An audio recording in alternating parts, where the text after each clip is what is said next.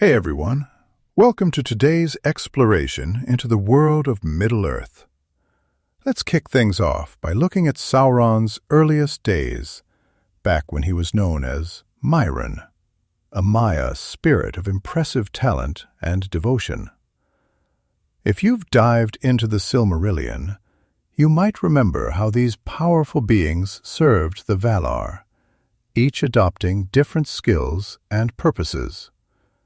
Mairon's knack for creating and organizing made him stand out, especially under the guidance of the Vala Aulë the smith. In those ancient times, Mairon's heart wasn't bent on evil. He genuinely loved structure and perfection, wanting to shape the world in a neat, balanced way. Tolkien mentions in his letters how these Maiar often had deep admiration for their Vala masters, and Maion was no different. He drank in every lesson Aulë had to offer, from forging metals to understanding the intricacies of Middle-earth's raw materials. But Mairon's passion for order slowly turned into something much darker. He began seeing flaws everywhere he looked, and wanted absolute control to fix them. This shift didn't happen overnight. It crept in quietly as he became more obsessed with bending the world to his will.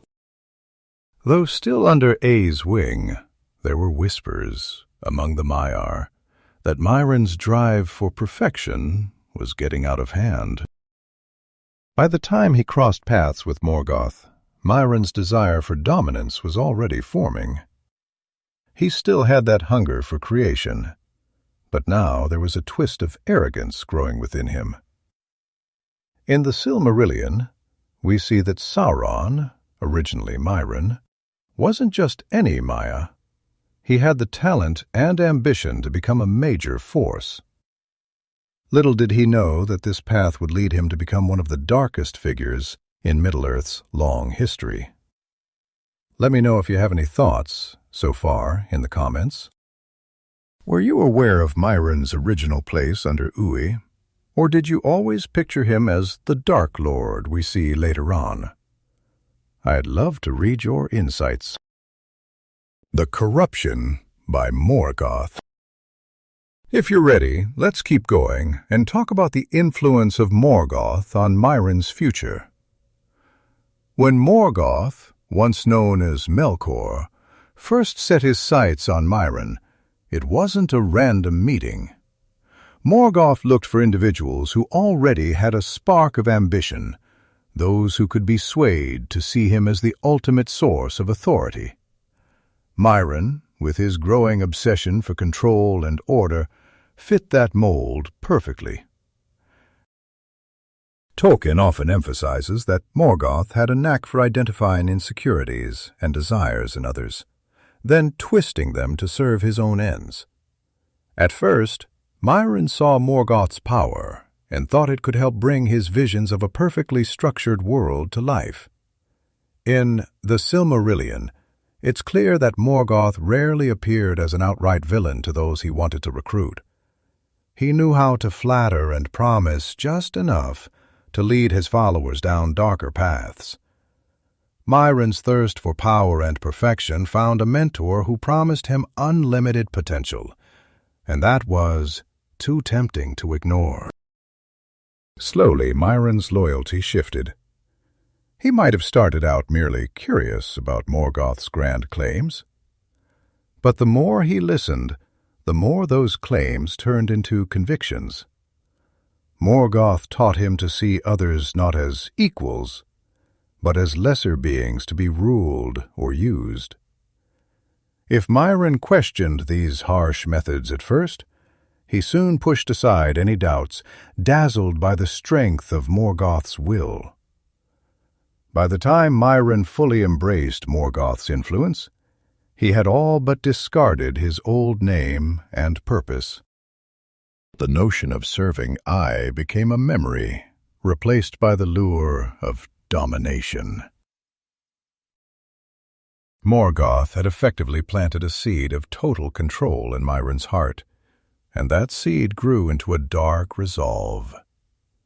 He learned how to bend minds, instill fear, and exploit weaknesses, skills that would later define him as Sauron, Morgoth's most notorious lieutenant.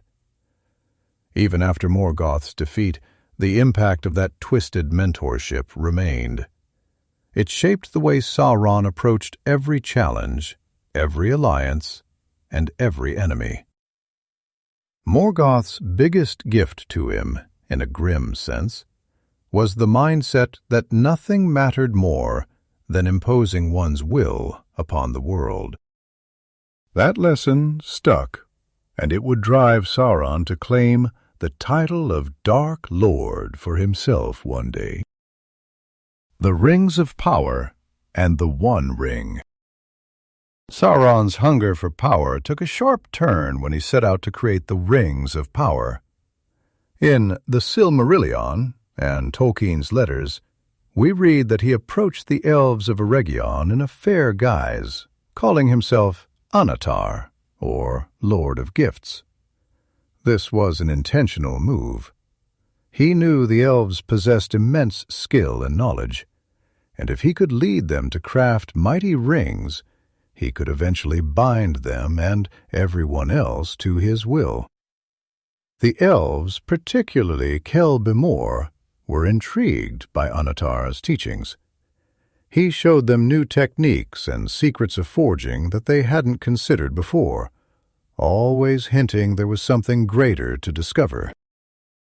What the elves didn't know was that Sauron's ultimate aim was to create a master ring, one that would dominate all the others. Tolkien mentions that Sauron's words were honeyed lies, cloaked in promises of enhancing Middle-earth, protecting it from the shadows, and even delaying decay. Once the rings were forged, Sauron moved in secret to craft the One Ring on his own, deep within the fires of Mount Doom. This ring wasn't just a powerful artifact, it was an extension of Sauron's very essence. He poured a large portion of his will and might into it, betting that if he could control the ring, he could control all who bore the other rings. This was the core of his plan, a hidden tether connecting every ring to him, like threads pulled by one puppet master. But the moment Sauron slipped the one ring onto his finger, the elves sensed his betrayal. They realized something foul was at play, and swiftly hid their own rings away. Despite this setback, Sauron's plan wasn't a total failure. He still possessed a formidable weapon, and he'd soon use it to sway men and dwarves, eventually setting his eyes on dominating all races of Middle-earth. Here, Tolkien paints a clear picture of Sauron's nature, relentless, cunning, and blinded by the idea that absolute power could solve all problems. From that point on, Sauron's fate became bound to the ring. The immense power it offered him was seductive, but it also meant his spirit and strength were partially tied to its continued existence.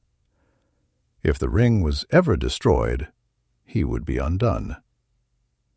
Yet, in his arrogance, Sauron refused to believe anyone could willfully destroy such power. That gamble, as the stories later show, would mark the beginning of his end. The fall of Númenor. One of the biggest turning points in Sauron's long history was his involvement with the mighty kingdom of Númenor. For a while, he had been growing stronger in Middle-earth, but he knew he couldn't challenge the Númenorians directly. They were too powerful at sea and had impressive armies. Instead, he let himself be taken as a captive, which was really part of his clever scheme to undermine the Númenorian court from the inside. Once in Númenor, Sauron quickly rose from prisoner to advisor, whispering twisted ideas into King Ar-Pharon's ear. The king was proud and feared his own mortality, dreading the fact that even he, with all his grandeur, would one day die. Sauron pounced on that fear, feeding Ar-Pharon's ego and hinting at secret knowledge that could grant everlasting life. Through flattery and half-truths, he convinced the king that the Valar were keeping immortality all to themselves. It didn't take long for Sauron to manipulate much of Númenor's noble class. He portrayed the Valar as jealous overlords and claimed that by defying them, mortals could claim their rightful place. He introduced the worship of Morgoth, leading many to abandon their old traditions. Even those who weren't fully convinced found themselves intimidated or swayed by the king's new policies, all guided by Sauron's dark counsel. The downfall came when Ar-Pharon, spurred on by Sauron's propaganda, decided to sail west and challenge the ban of the Valar. In a catastrophic moment, Númenor was swallowed by the sea, punished for its arrogance and disrespect. Sauron's physical form was also destroyed in that cataclysm, but his spirit survived. From then on, his hatred for the free peoples and his obsession with conquering them burned hotter than ever. Master of deception and fear. Beyond Númenor's downfall, Sauron's biggest weapon remained his mastery of deception. Even when he returned to Middle-earth in a weakened form, he knew how to prey on the hopes and fears of those around him. Whether it was promising protection to frightened villages or offering wealth and power to ambitious rulers, he always tailored his lies to fit the desires of his audience. This knack for manipulation proved to be just as crucial to his conquests as any army or fortress he commanded. He didn't rely solely on brute force unless absolutely necessary. Sauron preferred subtlety, sending out spies or cunning emissaries to win over hearts and minds before turning to open warfare. If a leader was proud, Sauron would flatter them. If they were anxious, he'd promise safety. If they were greedy, he'd whisper stories of hidden gold. Each person had a weak spot, and Sauron was disturbingly good at identifying and exploiting it. Even among his own ranks, Sauron kept his followers in line by skillfully balancing fear and hope. Orcs and trolls cowered at the mere thought of his wrath, but it was often his servants among men who were the most dangerous, as they believed they stood to gain real power. Tolkien highlights in his letters that Sauron understood the hearts of men too well, always zeroing in on their need for recognition, wealth, or eternal life. When the free peoples of Middle-earth finally realized the extent of his influence, they saw that his lies had woven through countless lands, stirring mistrust and division. Old alliances became strained, and neutral factions began to doubt the cause of good. This was classic Sauron at work, planting seeds of paranoia so that his enemies would unravel from within. For him, fear was as potent a weapon as any sword or spell. The final downfall. Despite this overwhelming manipulative presence, pockets of resistance still held firm. Characters like Gandalf, Elrond, and Galadriel urged others to stay united and not give in to fear. They understood that Sauron's power came from more than physical might. It sprang from the darkness he ignited in people's hearts. And that's exactly why standing against him wasn't just a matter of armies and battles. It was also a test of hope, loyalty, and trust in one another. Sauron's downfall really took shape when the Free Peoples formed new alliances to challenge his growing influence. In the books, it's clear that everyone recognized the One Ring's power had to be undone if they wanted to stand any chance at lasting peace. Despite Sauron's massive armies and fearsome Nazgûl, the heart of his strength lay in that single golden band. As long as it existed, he could keep reshaping his forces, rebuilding even after defeats. Though he suspected someone might try to use the ring against him, it never crossed his mind that anyone would willingly destroy it. His arrogance blinded him to the idea that a couple of hobbits, Frodo and Sam, would be the ones slipping into Mordor right under his nose. Tolkien shows us that while Sauron was busy mustering orcs and unleashing terror across Middle-earth, he didn't pay enough attention to the small, seemingly powerless folk who posed the greatest threat.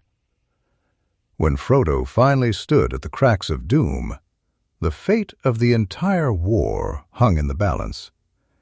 In that last crucial moment, the ring nearly won him over, seizing on his exhaustion and despair. But Gollum's sudden intervention caused the ring to tumble into the fire. It wasn't a grand, heroic strike, but a tragic twist, and it sealed Sauron's doom once and for all. The moment the ring hit the lava, Sauron's spirit was violently ripped from any chance of regaining true form. In that instant, the Dark Tower crumbled, the Nazgûl were swept away, and an era of fear came crashing down. Sauron's essence, bound to the ring for so long, dissolved into a shapeless shadow. Although evil wouldn't vanish entirely from Middle-earth, the immediate danger he posed was gone. Everywhere, from the ruins of Barad-dûr to the hearts of those who'd been under his influence, you could feel a sudden weight lift, proof that his iron grip had finally shattered. Reflections on Power and Corruption. Thought for a few seconds. Sauron's story isn't just about battles or magic rings. It's also a vivid warning about how quickly ambition conspires into corruption. Tolkien shows us a character who started off with noble intentions, fascinated by creation and order. Yet, in chasing perfection, Sauron lost sight of the very boundaries that gave his work meaning, eventually stepping over a line that dragged him into darkness. In the Silmarillion, we see how Mairon, as he was first called, genuinely admired the harmony that Uwe and the other Valar strove to build. That admiration slowly twisted into a need to control everything around him. He began to believe that his own vision was the only right path, and that everyone else should be forced to follow it. What was once a love of order turned into a relentless drive for power. This transformation highlights one of Tolkien's recurring themes, the idea that even the most promising beings can fall if their desire for control goes unchecked. Sauron stopped caring about individual freedom, focusing only on bending the world to his design. That obsession damaged not just his spirit, but also the lives of countless others who found themselves under his rule.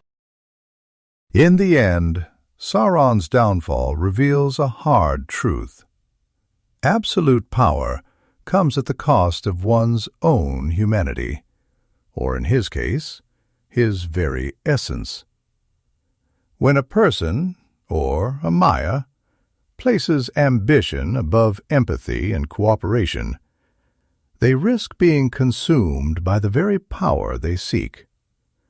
Tolkien used Sauron's arc as a stark reminder that if the drive to dominate overshadows compassion and humility, it leads to destruction, both personal and far-reaching.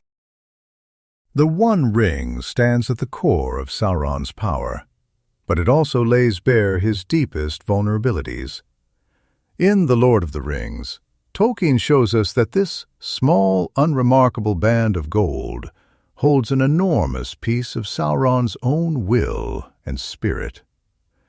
Creating it was his way of binding all other rings of power and their bearers to himself. That desire to control others reveals just how far he was willing to go to achieve domination. Yet, the ring doesn't only corrupt those who wear it, it also cages its maker. Sauron poured so much of himself into the ring that if it were ever lost or destroyed, he would be left with nothing but the faintest echo of his former self. This gamble came from his arrogance. He couldn't imagine anyone willingly destroying a treasure with so much power. That blind spot, as we see, becomes the flaw that brings about his end. For those who come into contact with the ring, whether Frodo, Gollum, or even Gandalf, who fears to touch it, the struggle goes beyond physical possession. It digs into the bearer's soul, whispering promises of greatness, while slowly warping the mind and heart. In his letters, Tolkien points out that the ring magnifies the personality of its owner, making the good more noble if they resist it, or the weak more wicked if they give in. It's a direct reflection of one's inner resolve. Ultimately, the destruction of the ring marks more than just a military victory. It symbolizes the triumph of free will over subjugation and the importance of humility over pride. By casting it back into the very fires where it was forged, Middle-earth regains the chance to breathe without the looming threat of a single tyrannical master. The ring's fate is Sauron's fate, bound together until both crumble into ruin.